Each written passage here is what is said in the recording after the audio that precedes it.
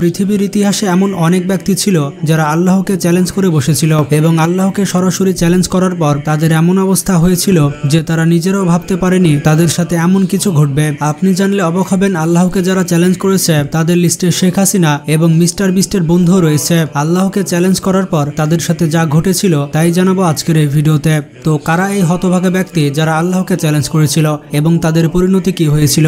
বেশি আমার ছোট বোন ও আমাকে বললো যে তুমি 16 কোটি মানুষকে ভাত খাওয়াও, তুমি কি আর কয়েক লক্ষ লোককে খাওয়া দিতে পারবো না, আর কয়েক লক্ষ লোককে খাবার দিতে পারবো না?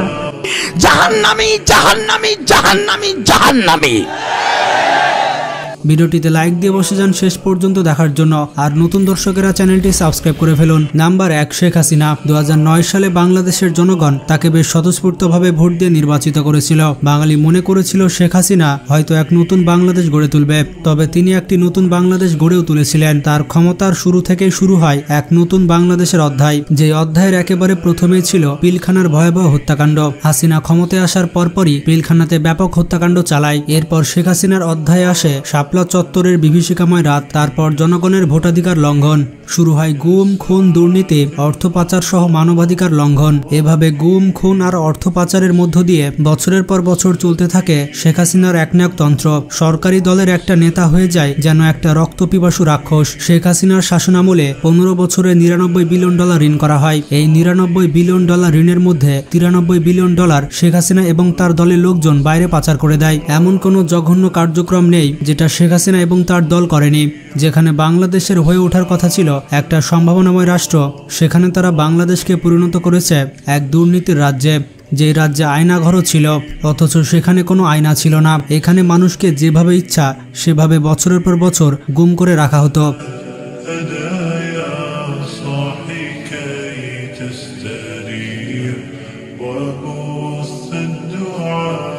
মিডিয়ার মুখ একেবারে বন্ধ করে দেওয়া হয়েছিল। আইন শৃঙ্খলা, রাষ্ট্রীয় কোর্ট কাচারি সবকিছুই নিজেদের করায়ত্ত করে রেখেছিল শেখ হাসিনা। স্বাধীন দেশের মধ্যেও মানুষ ছিল যেন পরাধীনতার শিকলে বন্দী। আধুনিক বিশ্বে এই স্বৈরশাসক যেভাবে মানুষকে শোষণ আর নিপীড়ন করেছিল তা অন্য দেশে খুব একটা দেখা যায় না। নিজের দেশের শিক্ষার্থীদের ওপরে নির্বিচারে গুলিবর্ষণ। ভাবা যায় মানুষ আর কত সহ্য করবে। প্রতিটা মানুষের মনে জমা হতে থাকে ক্রোধের অগ্নিলাভা। সর্বশেষ 2024 সালে এসে শিক্ষার্থীরা কোটা আন্দোলন দিয়ে শুরু করেছিল হাসিনার পতন। পরবর্তীতে কোটা আন্দোলন হয়ে যায় এক গণ অভ্যুত্থানে। এর ফলে শেখ হাসিনা দেশ ত্যাগ করতে বাধ্য হয়। দেশের মানুষ দেখিয়ে দিয়েছে তারা এক হলে কোনো স্বৈরশাসকই টিকে থাকতে পারে না। আস্তে আস্তে শেখ হাসিনার পরিণতি আরও খারাপ হতে চলেছে। তবে বাঙালি জাতিকে এভাবে এক থাকতে হবে যাতে ভবিষ্যতে আর কোনো স্বৈরশাসক বাংলাদেশে তৈরি হতে না পারে।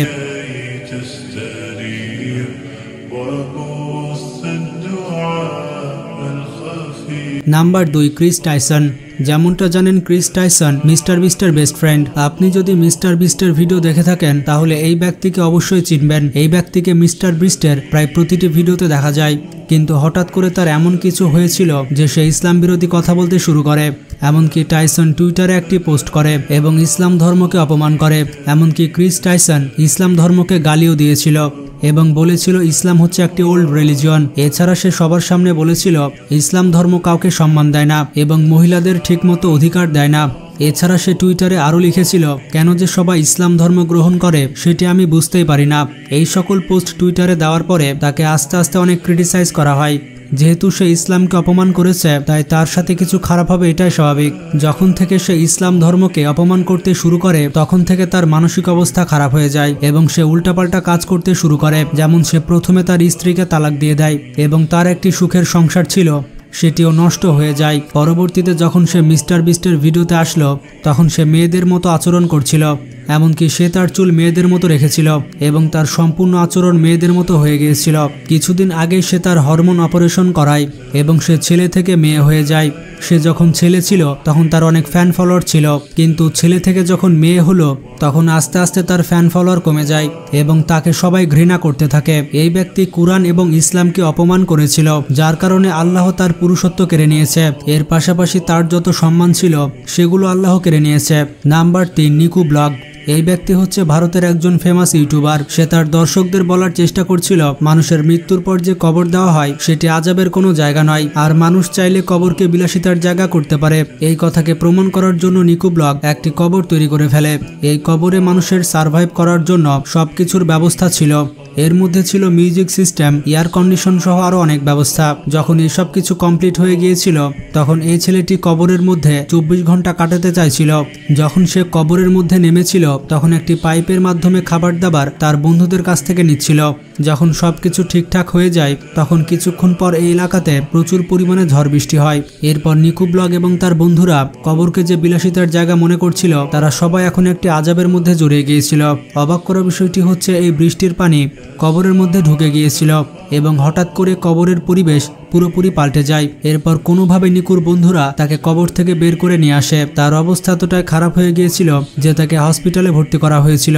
এরপর নিকু এবং তার বন্ধুরা বুঝে গিয়েছিল যে কোন জিনিসকে নিয়ে মজা করতে হয় আর কোনটিকে নিয়ে করতে হয় না।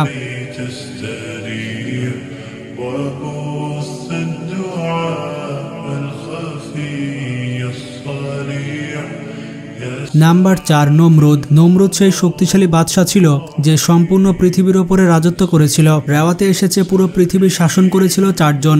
এই 4 জন ব্যক্তির মধ্যে 2 জন ছিল কাফের এবং 2 জন ছিল মুসলমান। এই 2 জন কাফেরের মধ্যে নমরুদ একজন। নমরুদ এমন একজন বাদশাহ ছিল যে নিজেকে খোদা বলে দাবি করেছিল, সেই সাথে তার প্রজাদেরকে তার ইবাদত করতে বলতো। যখন ইব্রাহিম আলাইহিস সালাম নমরুদকে ঈমান আনার কথা বলেছিল তখন অহংকার ভরা মন নিয়ে নমরুদ বলেছিল যে ইব্রাহিম, তুমি তোমার আল্লাহকে বলো আমার সাথে লড়াই করার জন্য কোনো বড় বাহিনী পাঠাতে। আপনারা অনেকেই জানেন এটাই সেই নমরুদ যে ইব্রাহিম আলাইহিস সালামকে আগুনে ফেলেছিল, কিন্তু ইব্রাহিম আলাইহিস সালামকে আল্লাহ তার বিশেষ অনুগ্রহের মাধ্যমে সেই আগুন থেকে বাঁচিয়েছিলেন। তো নমরুদের এইরকম অহংকার ভরা কথার কারণে আল্লাহ তাআলা তার বাহিনী হিসেবে মশাকে পাঠায় এবং এই মশার বাহিনী অনেক বিপজ্জনক ছিল। এই মশার বাহিনী নমরুদের লোকজনের হাড় এবং মাংস চিবিয়ে খেয়ে ফেলেছিল। এই মশার বাহিনীর মধ্যে একটা ল্যাংড়া মশা নমরুদের নাকের মধ্য দিয়ে তার মাথার ভেতরে চলে যায়। এই মশাটি নমরুদকে একটা লম্বা সময় ধরে অনেক কষ্টে রেখেছিল। নমরুদের কষ্ট এমন ছিল যে নমরুদ তার মাথা দেওয়ালে মারত এবং সে তার লোকজনদের বলতো যে তার মাথায় জুতোর বাড়ি মারতে। জুতোর বাড়ি মারলে সে শান্তি পেত।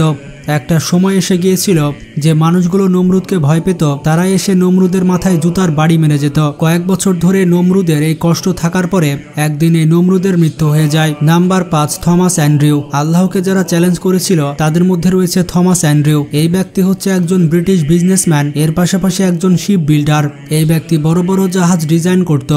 ইনি সেই ব্যক্তি যিনি পৃথিবীর সবথেকে বড় জাহাজ টাইটানিককে ডিজাইন করেছিলেন। তিনি তার সময়ে পুরো পৃথিবীর সেরা শিপ ডিজাইনার ছিলেন। জাহাজ বানানোর তার এতটাই ট্যালেন্ট ছিল যে তার মধ্যে অনেক অহংকার জন্মে গিয়েছিল।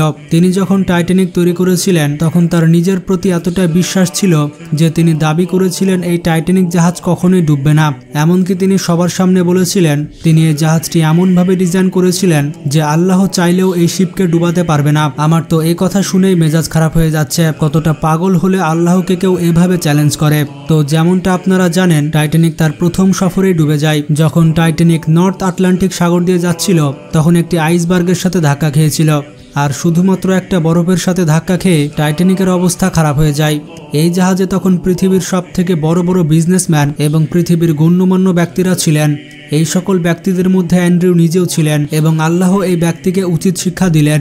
শুধুমাত্র একটা বরফের সাথে ধাক্কা খেয়ে আস্তে আস্তে এই জাহাজটি সমুদ্রের নিচে তলিয়ে যায়। টাইটানিক জাহাজ কিভাবে সমুদ্রের নিচে তলিয়ে যায় সেটা আপনারা অনেক ভিডিওতে ডিটেলসে দেখেছেন। যখন টাইটানিক ডুবে যাচ্ছিল তখন সেই জাহাজের মধ্যে মোটামুটি 1500 জন যাত্রী ছিল। এই সকল যাত্রীদের মধ্যে অর্ধেকের বেশি যাত্রী টাইটানিকের সাথে ডুবে মারা গিয়েছিল। এই বোকা ব্যক্তি আল্লাহকে চ্যালেঞ্জ করে অনেক বড় ভুল করেছিল। সে তো নিজে পানিতে ডুবলই, তার জাহাজও ডুবলো এবং সাথীরাও ডুবে মরল। তো এখন বুঝতেই পারছেন কেউ যদি আল্লাহর শক্তির সাথে চ্যালেঞ্জ করে তাহলে তার অবস্থা থমাসের মতোই হবে। তো ভিডিওটি সম্পর্কে কোনো মতামত থাকলে কমেন্ট করে জানান। ভিডিওটি বেশি বেশি শেয়ার করে বন্ধুদেরকে জানিয়ে দিন। আর আপনারা যতই ব্যস্ত থাকুন না কেন সালাত পড়তে কিন্তু অবশ্যই ভুলবেন না, কারণ সালাত হচ্ছে জান্নাতের চাবি। ভালো থাকবেন, নিজের খেয়াল রাখবেন। আল্লাহ হাফেজ।